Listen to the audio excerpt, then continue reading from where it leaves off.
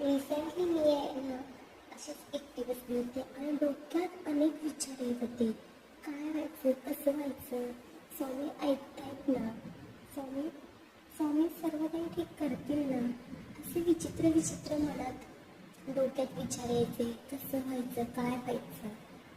तेवढ्यात एक लक्षात आलं की जरी स्वामी आपल्याला दिसत नसते तरी ते आपलं ऐकतायत, ते आपल्या हाकेला धावत येत आहेत.